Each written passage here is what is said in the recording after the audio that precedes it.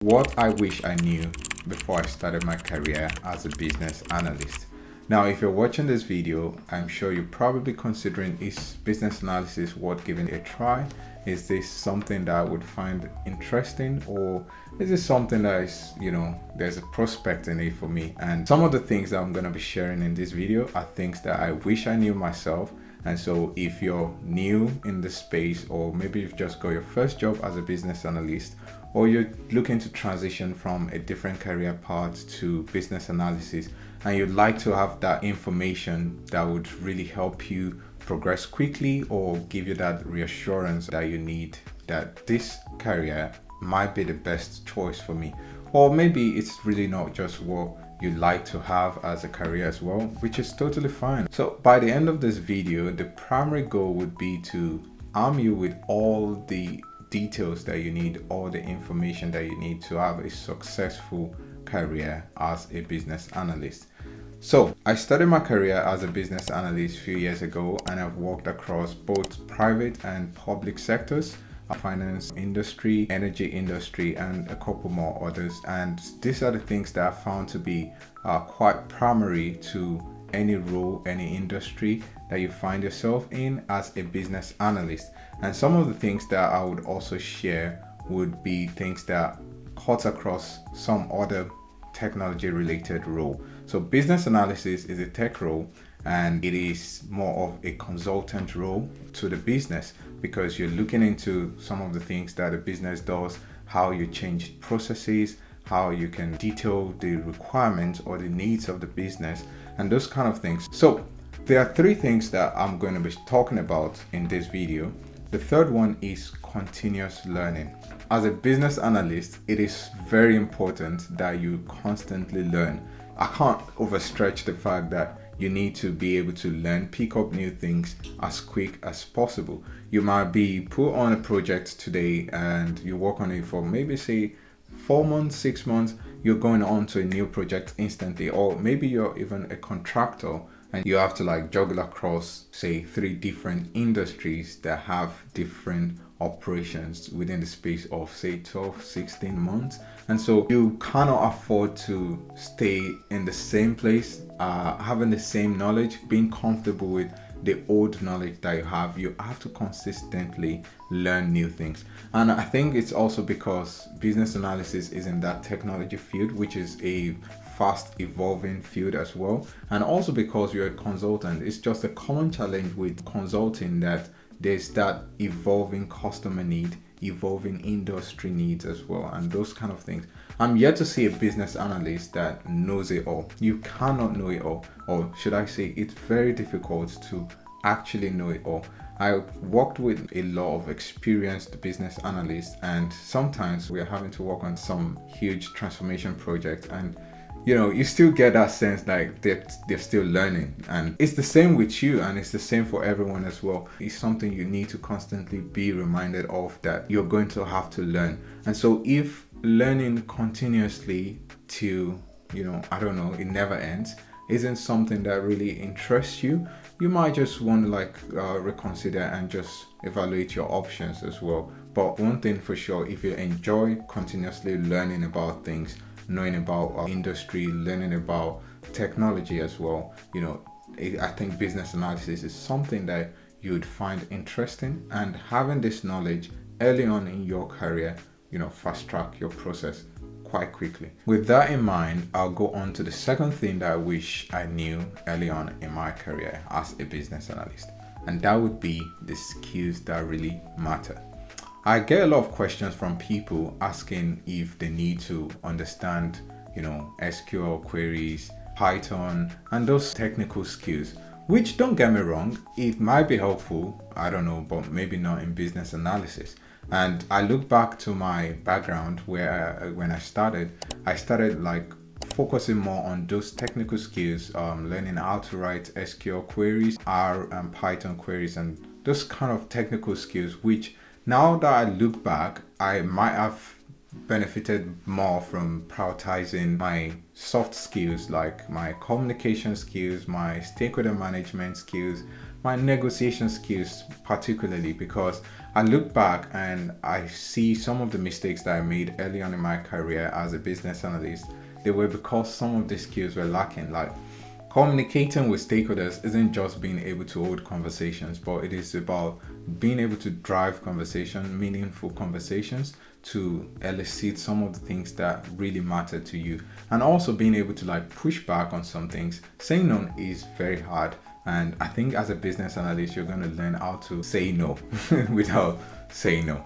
And because you need to manage the relationship with the stakeholder, but sometimes you might just need to like push back on some things, negotiate some things, And I look back, like I said, some of those mistakes were because I couldn't push back, because I couldn't really negotiate, because I just wanted to like get a brain dump from a stakeholder, like, what exactly do you need? Okay, so what's the problem? This is the problem. And then I just take everything and solutionize some of the requirements that I was gathering.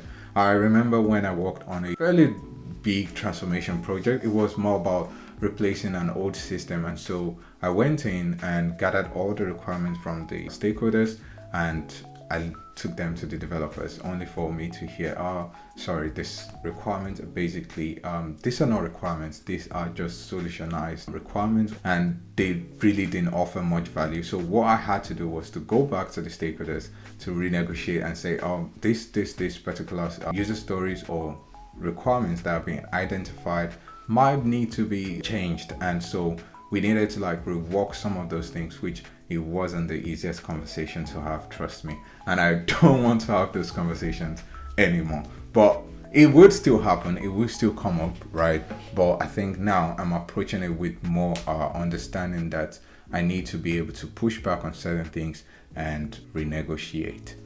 And while still on that, another skill that I would have actually prioritized, and I would advise if you're starting your career or you're looking to transition, you need to prioritize problem solving skills or critical thinking skills. A lot of times we as BAs might get into the habit of just documenting, but problem solving skills and critical thinking skills are very much more valuable than just documenting.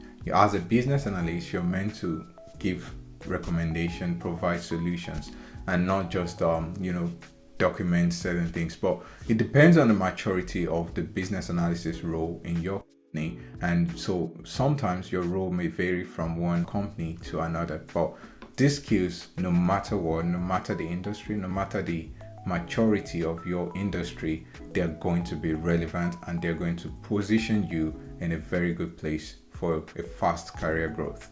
And the very last point that I'm going to talk about is the compensation expectation. To put it straight, salary. I mean, who doesn't like that?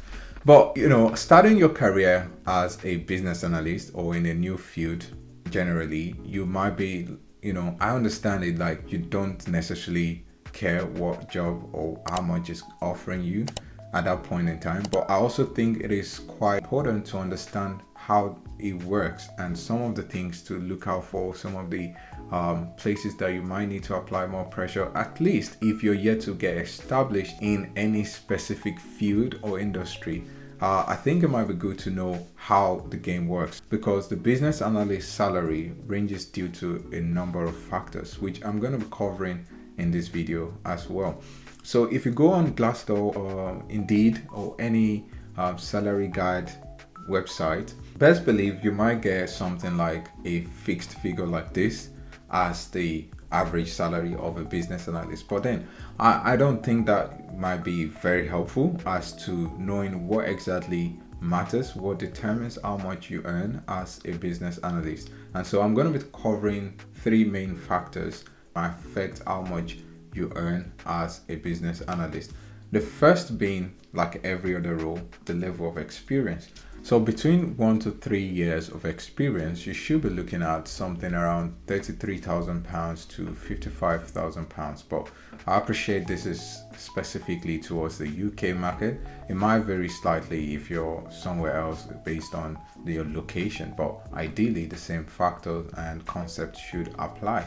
And for years of experience above 3 years, you could be looking at something around the figures of £70,000 to £100,000. depending on the industry you're in and other factors, right? So the second factor I'm going to be talking about is the industry. And I think this is something that is very important because there's a high chance that if you're in a specific industry, you might keep or remain within that industry. But as a business analyst, you have so many transferable skills that you don't necessarily need to be tied to one particular industry, but oftentimes you might just find it easier to adapt to the same kind of industry. So if you started your career as a business analyst in an insurance company, chances are your next role might be an insurance company, and like that it just keeps building on and on and on. And so some of the highest paying industries for a business analyst would be the tech industry. Like when I say tech, I mean things like AIs, cloud services, and those sort of things. And this is solely because there is a high demand for a business analyst in those industries. Other industries that you might also need to look at might be the finance industry. Obviously, when you consider like banks, insurance companies, those type of companies within the finance industry might be another one you might be looking for, where you might, if that's something that you're passionate about, primarily. And the last factor I'm going to be talking about with regards to compensation expectation would be the contract, the employment contract that you have with your company. You could be hired as a business analyst on a permanent basis or a fixed term contract basis. Most of the figures that are given in this video earlier are from the perspective of a permanent business analyst. And so if you're hired as a fixed term contract staff or business analyst, you could be looking at ideally between £200 per day to £1,000 per day. And sometimes, but very rarely, it could be slightly above that, but mostly it's usually between those ranges, 200 to 1,000. But according to IT Jobs Watch, the median business analyst daily rate is around £500, and this is based on the job vacancies that have been posted 6 months leading to the making of this video. And so now that you have the factors to consider, the years of experience, the industry, and also the contract, probably that would give you a sense of how to position yourself and just scale quickly in terms of compensation. And finally, with all that being said, there's obviously one more thing that I feel is very important that I need to just drop, and that is getting started. So get started today if you're still considering that switch to business analysis, or you're contemplating if business analysis is the career path to go with.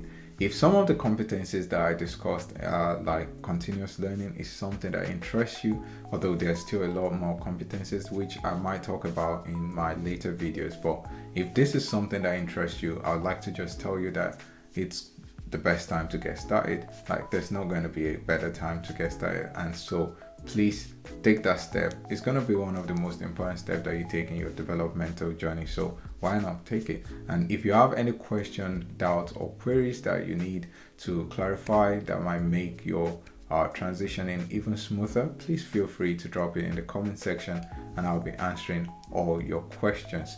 And please, like, if this is your first time, subscribe, like, share, and I'll see you in the next video. Bye for now.